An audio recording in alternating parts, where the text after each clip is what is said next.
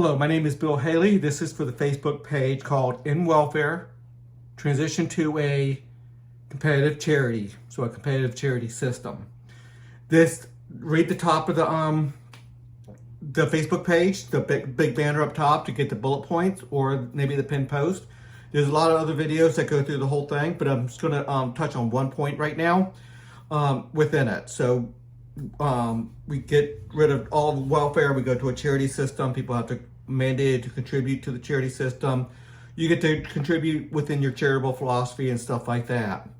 But one of the points within this is the businesses are going to be paying half towards charity. It's going to come from sales taxes, but the business owner gets to pick which CDA they want to contribute to. CDA is charitable contribution charitable distribution association. I'm sorry, got tongue tied. Charitable Distribution Association, CDA. So they get to pick which one they want to contribute, and they have a charitable philosophy. So if you shop at a business, you are shopping, and part of your sales, and so your sales tax are going towards a charity system with a certain set of values. So that's part of the sales tax. Businesses may pay or their contribution with products and services. So it's part of the dynamics of what's going on here. So if, let's say a business does $1 million worth of business, and let's just say that requires, let's say, $40,000 going towards the charity system as their portion of to make that 2.5% of GDP, because individuals pay half of it, businesses pay half of it, so 2.5 each, total of 5% of GDP. They can pay with products and services. Now that worth has to be signed off on by the CDA to make sure it's worth it. And so we can't do corruption and abuse, self-dealing. There's a lot of ways to deal with that. Plus it's going to be rated within the rating system. We have a way of determining and making sure fraud doesn't happen, but it also allows very dynamic business models, business/charity/giving models, helping people out. So a doctor's office is a clear sign of, instead of giving money to the charity system, you're actually giving services. So obviously hospitals, any healthcare provider, they could use they can contribute their percentage instead of sales. They can contribute with services, their healthcare services, what they normally do. A lot of businesses can get involved with that. Obviously food businesses, delivery businesses, fixer-up businesses, where handyman services business. There's a lot of businesses that are going to be able to do it.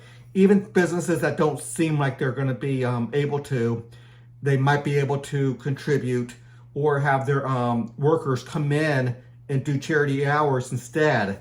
So it's going to give businesses the flexibility when they don't have a lot of work for their workers.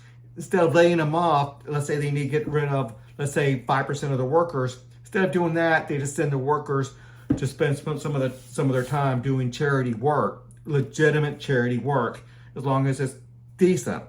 And that business might be able have that flexibility to do that and keep people employed longer or through the hard times. And then, hey, a business might need help in the future when demand is surging and they don't have enough labor hours. They can call into the charity economy, and they can get other people who are needing to put service hours in, because people have the option of putting service hours in, charitable labor hours into the service versus money. So that's always the ability, but it has to be two-sided agreement, and it can't be self-dealing and abuse and corruption. We have to make sure that doesn't happen. So just want to let you know, this system can be very dynamic. Read the rest of the bullet points to make sure you get a full understanding of what's going on.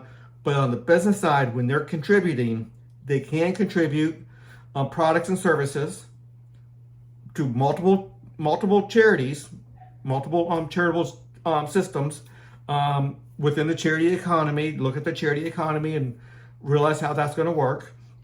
And then let me just read this one. Every charity charity regulatory organization. They're going to be they're going to be over top of a lot of the charities, just regulating and organizing them for greater efficiency, productivity, and just making sure they know what needs to be done, know what needs are out there. It's a system to allow charities not just to be out there on their own, thinking they know what to do, but these organizations, they don't have to be top heavy, a lot of money involved. It's just a way to come together and, hey, what's needed? What can we do? What labor do we have out there to work? So very dynamic. Charity economies can intermix with other charity economies with like-minded values, but ultimately in some aspects within their charitable philosophy. So a charity economy is going to be very, very important. It's it's a charity economy, which is in part a system that asks for charitable labor hours from those being assisted by charity.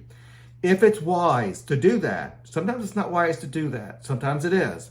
So we have to understand, when is it wise, when is it not. So anyway, just a 6-minute video on this. It's one aspect of the full charity system, just trying to elaborate on that one aspect.